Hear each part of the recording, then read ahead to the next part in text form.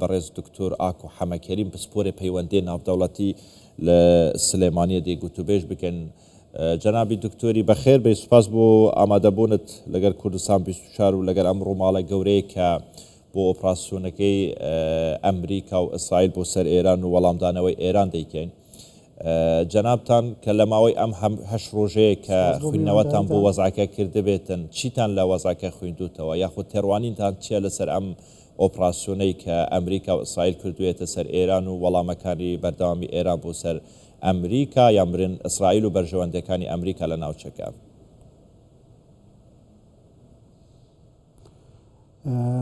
وەکو ئاشکرایە کە جەنگەکە دەستی پێکرد، بەڵام وادەی کۆتایی هێنان یا ئاڕاستەکانی جەنگەکە زۆر ڕوون نییە. باڵێ و ئەم جەنگێکی ئێستا لە ناوچەکەدا هەیە جەنگێکی کلاسیک و تەقلید نییە بۆ مەفهومەی کە دوو دەوڵەت شەڕێکی جەبهەیی بکەن و خاک بگرن یاخود خاک لە دەست بدەن، بەڵکو جەنگەکە جەنگێکی موشکیە وەکو هەمومان بینیمان لە ماوەی هەشت ڕۆژی ڕابردوودا. هەردوو لە یەکتر بردومانەکەن لە ڕێگای موشکی دوورهاوێژ و هێرشی فڕۆکەوە. و ئەوەی کە باڵادەسی هەیە تا ئێستا دیارە کە ئەمریکا و ئیسرائیلە کە هێزی ئەمریکا بەتایبێت بەراورد ناکرێت بە هێزی ئێران، و ئێرانیش تا ڕادەیەک توانیوێتی بە شێوازێک لە شێوازەکان پەرچەکرداری بەهێزی هەبێت و بیسەلمێنێت کە ئەم توانای وەڵامدانەوەی هەیە. دیارە ئەمەژەوە دەرەخات کە ئێران پێشتر باش خۆی ئامادە کردو بۆ ئەم جەنگە، کە لەگەڵ ئەوەی لە یەکەم ڕۆژی جەنگەکەدا ڕابەری باڵای ئێران کوژرا و بەشێکی زۆری لە فەرماندە سەربازی و سیاسەکانیان کوژان، بەڵام ئێران توانی تا ڕادەیەک لەسەر پێی خۆی بۆسێەوە وەڵام داتەوە و وەحدەی قیادە و بڕیاردان تێیدا تا ڕادەیەک ڕوون بێت. بەڵام ئەوەی کە ڕوونە لەم شەڕەداوەیە کە جارێکی تر ڕۆژهەڵاتی ناوەڕاست وەکو پێش ئەم ڕووداوانە نابێت، چۆن ئێمە زۆر جار کە باز لە 7 ئۆکتۆبەرەکەین، ئەو ڕۆژەی کە حەماس هێرشی کردە سەر ئیسرائیل، ئەڵێن ئەمە قۆناغێکی مێژووی بوو کە بیانوویەکی گەورەی دا بە ئیسرائیل کە بتوانێت هەموو نارەکانی خۆی لاواز بکاو لە ناویان بەرێت، چ لە غەزە لە فەڵەستین، چ لە لوبنان، لە سووریا، تا ڕادێک لە عێراق. بە هەمان شێوەش ئەم جەنگە قۆناغێکی یەکلاکەرەوە بێ یاخۆت وەکو هێڵێکی مێژوویە بێت کە ڕۆژهەڵاتی ناوەڕاست چیدی وەکو پێشوو نابێت. مەبەسم بەڵێ کاک دکتۆر، ینی لە خوێندنەوەکانی جەنابەت کە تا ئێستا لێ بووە باسی ئەوەتان نەکرد کە ئەمریکا چی لە ئێران دەوێتن، یاخۆت ئەم ئۆپراسیۆنەی کە دەست پێکراوە تاکەی بەردەوام دەبێت یان تاکوێ بەردەوام دەبێت، تا چ پوینتێک چ خاڵێک لە ناو ئێران بەردەوام دەبێتن، تا گۆڕینی تەواوەتی دەسەڵاتە یا خۆتمانەوەی دەسەڵاتە یان هاتنی ئەمریکایە بە شێوەی وشکانی و زەمینی بۆ ناو ئێران. ینی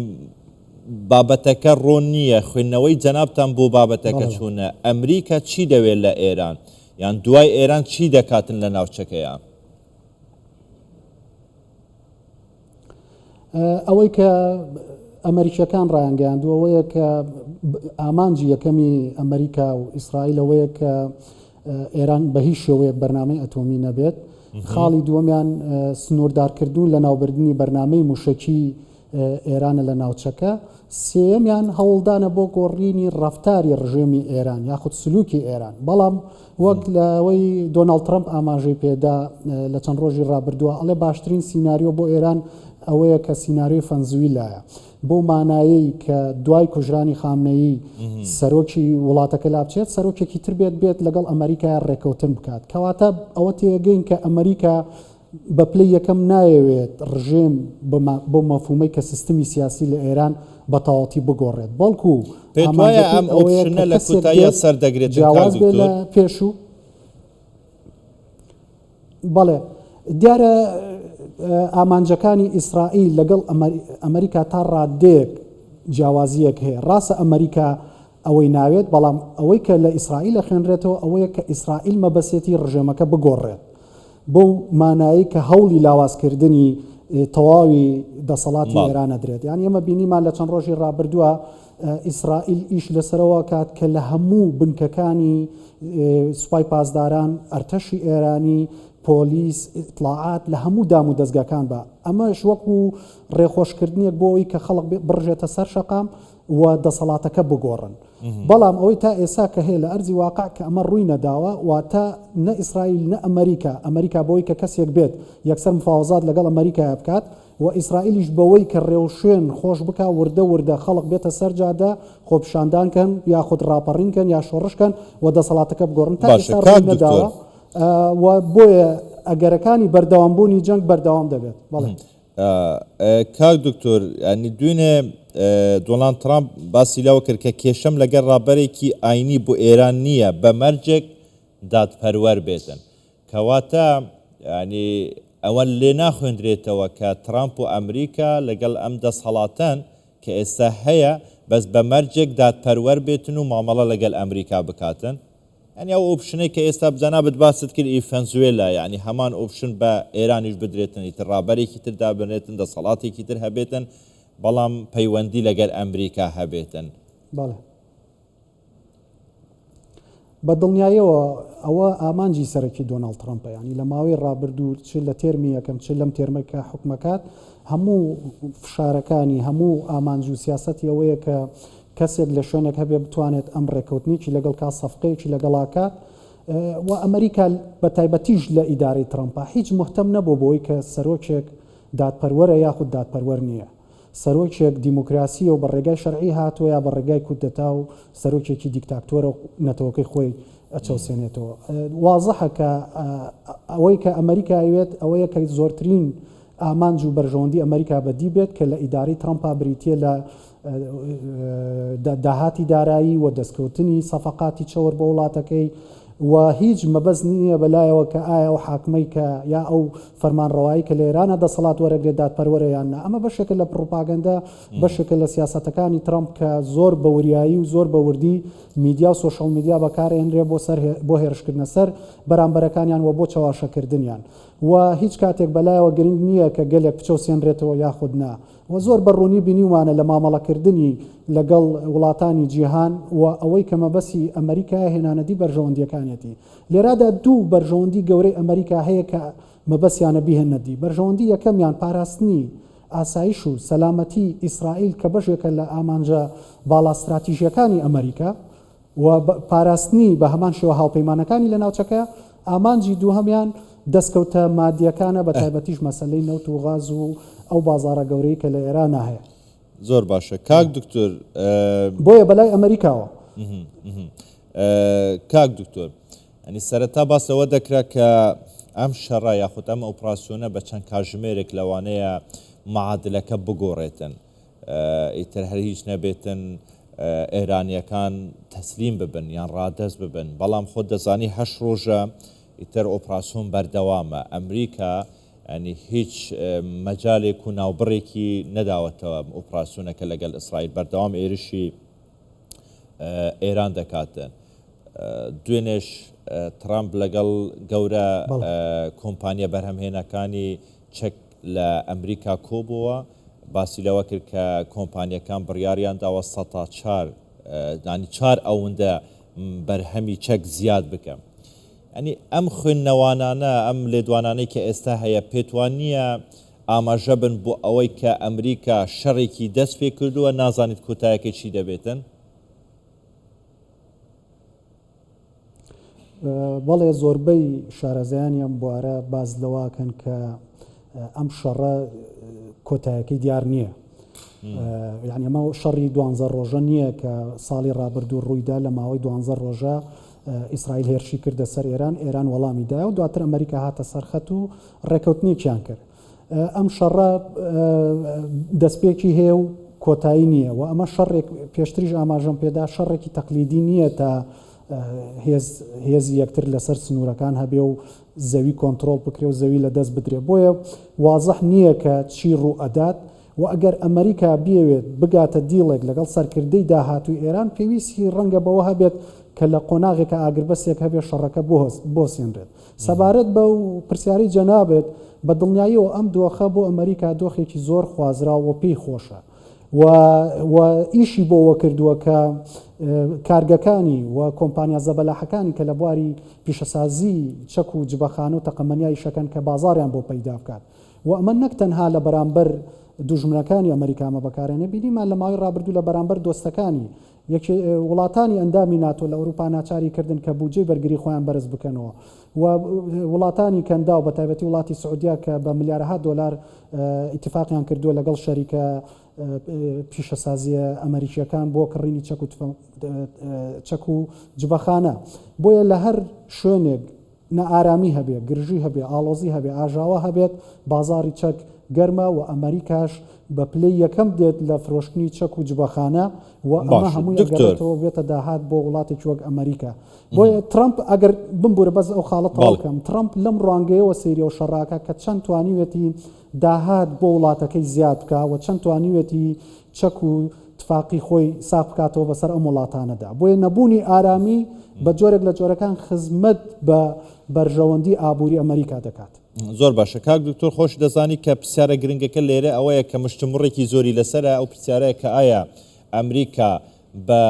زەمینی داخل دەبێت بە وشکانی داخلی ئێران دەبێت ئۆپراسیۆن دەکات یان نە باسەوە دەکەن کە ئەگەر ئۆپراسیۆنەکە تەنها ئەسمانی بیتن ناتوانێتن دەسەڵاتێک حکوومەتێک گۆڕانکاری بەسەردا بێنێت تەنها لە ڕووی ئاسمانیەوە دەبێت بە زەمینیش داخل بکرێتن بە پێی خۆینەوەی جەنابتان ئەمریکا داخل دەبێتن بە زەمینی ئەگەر ئەم جەنگە درێژەی کێشە یانیش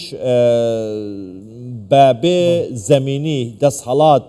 دەگۆدرێتن لە کاتێکدا دەسەڵاتی کە 50 ساڵە حکم دەکاتن لە ئێران. پرسیارێکی زۆر بەجێ و دیارە کە ئەمریکا لە دوای ئەوەی دوو ئەزمموی شکست خواردووی هەبوو لە شەڕی ئەفغانستان 2001 دواتریش لە شەڕی ئازادکردنی عێراق کە تریلیۆن دۆلاری تێچوو و هەزارها سەربازی ئەمریکای کردە قوربان لەم دوو ئەزمونەوە سوودیان وەرگتووە کە جارێکی تر بە ئەوەی کە باسەکرێت کە هیچ سەربازێکی ئەمریکی پێناخاتە خاکی وڵاتێکی تر بۆ ئەوەی کە دەسەڵات بگۆڕێت یاخود شەڕ بکات لە پێناو سەرکەوتن و گۆڕینی ڕژێم و ئەمە خۆشی ترامپ یەکێک لە شانازەکانی ئەوەیە کە ئەم بەشداری نەکردووە لە هیچ شەڕێک بە تایبەتی باز لە تێرمی یەکەمەکەم بۆیە چاوەڕوان ناکرێت کە ئەمریکا جارێکی تر خۆی تێوە بگلێنێت لە شەڕێکی درێژخایەن و سەرباز دابەزێنێت بۆ ئەوەی کە دەسەڵات بگۆڕێت لە وڵاتێک ڕەنگە ئەمریکا ڕێت پێ دەدەم وەڵامی پرسیارەکە بە تەواتی بیدەیتەوە گفتوگوی زیاتریش دەکەم بەڵام پەیامێکی ترامپ هەیە با پەیامەکەش بخوێنەوە کە پەیامەکە نوێیە هەم گرێدرای ئەم بابەتەیە ئەم ئێرشەیە پراسوونی ئەمریکا و ئیسرائیلە بۆ سەر ئێران و چارەنووسی ئێرانە ترامپ هەڕەشەیان بژن گەف ژە ئیرانە دیکەت و دەبێژیتن ئەمڕۆ زۆر بە خراپی ژە ئیرانێ دەیم دۆنالد ترامپ سەرۆکی ئەمریکا دە پۆستێکێدا ئاماژەڤەیەکێ کردە ئەگەر ئۆتوکی و زەحمە نەبیت گەلمەدابیتن دۆنالد ترامپ سەرۆکی ئەمریکا دە پۆستێکێدا لە تۆڕا جوواکیا ترۆس سۆسیال ڕاگەاندیەک و ئێران زۆر بە خراپی دەهێتە لێدان ینی ئێرشی سەر ئێرانێ دەهێتەکردن و خۆ بدەستەوەدان داخوازە لێبورینێ ji welatên hevsûnû li Rojhilatê Naveras kiriye. Herwiha sozaveyekê da ku çî dike êrişê nakete ser û dibêjîtin ev yekem care piştî hizaran salan têda îran şikest bêhnîtin û xwe bi welatên Rojhilata Naveras bi dest ve bidetin yanî daxwazî ji Rojhilata Naveras biketin û biştin were navbeynkariye bikin bo vê çendê ku êrişên Emerîka bêhne rawestandin. Trump amajeveyekê kir ku êrişên tundên Emerîka û İsraîlê wiha kiriye Îran bibît û belên bi hevsûnorên xwe bidet çî dike êrişê nekete ser wan. Dibêjîtin serkirdeyên Rojhilata Naveras supasiya wan diketin û ew jî gotiye şanî niye. û Trump nivîsiye Îran çî dike xirabkariya Rojhilata Naveras nabîtin yanî nabite welatekî xirabkar û metisî bû ser Rojhilata Naveras. Berku li cêvekê welatekî dûrawe yani xesaret bûye li Rojhilata Naveras çendîn deyên dike jî bi vî şêweyê bimînîtin bi heman awayê dê welatekî paşkeftî bîtin. Teke jî diketin eger bi xwe bi dest ve nedin bi temamî dê wana têk şikînin. Donald Trump aşkra jî diketin ku ev zor bi xirapî li Îranê didin. بە vê sedemê hesûkeftin xirapên Îranê bi rijdî evên li ber çav girtiye û çend cehekan bi temamî wêran dikin û çend kesekî jî bikujin heta ku niha bi niyaz nebûyne bikene armanj. Yani ev dawî daxwaniya Trumpî ye sebaret bi Îranê. Doktor katit pê dedim cenabî doktor dirêje bi welamekî xwe bidey li ser ewê ke basit kir pê naçe carekî tir Emerîka hêzda bezênîtin û operasyon bike li nav welatekî tir ke çendîn kîlometr li Emerîka we dûr bêtin. Pê waye opşinî Emerîka çî debêtin? Êsta Trump li kota qisekeyî de bas ewe dekatin diletin eger Êran bew şêwê bimênitin ta 10 salî dîkeş. Yani em mesicane çon dexwîniyewe?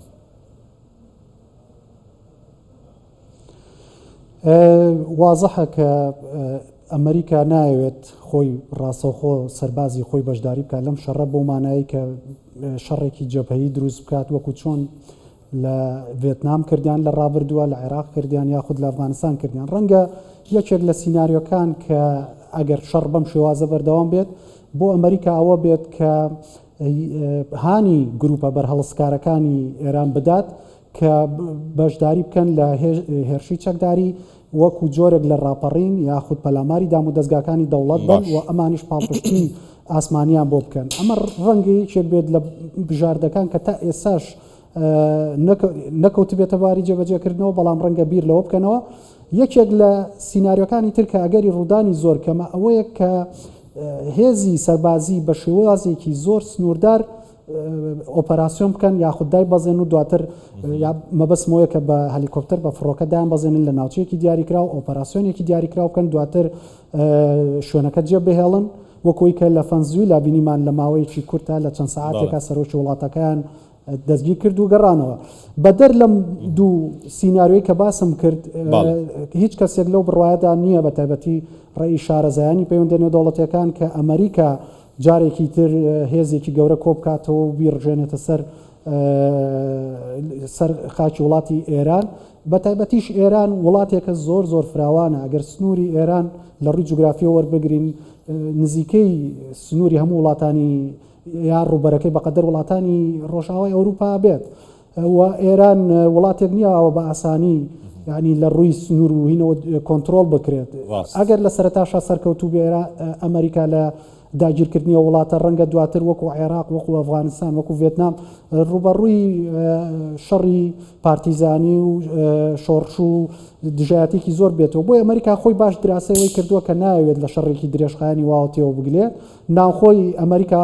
تەحملەوە ناکە کە شەڕێکی درێژخایەن کە سەربازەکانیان بەشداری بکەن ئامانجەکەی ترامپ لەم پۆستانەشی کە دەیکا بە بەردەوامی ئەوەیە کە فشارێکی دەرونی و پڕۆپاگەندەیەک دروست بکات لە بەرامبەر بە نارەکانی کە ناچاریان کا مل بدەن و ملکەتی داواکارەکانیان بەڵێ زۆر باشە کاک دکتۆر دەست خۆش سوپاس بۆ شرۆڤەکانت دکتۆر ئاکو حەمەکەریم بسپۆرێن پەیوەندی ناودەوڵەتی و لە ستودیۆمە لە سلێمانی گەلمەدا بۆ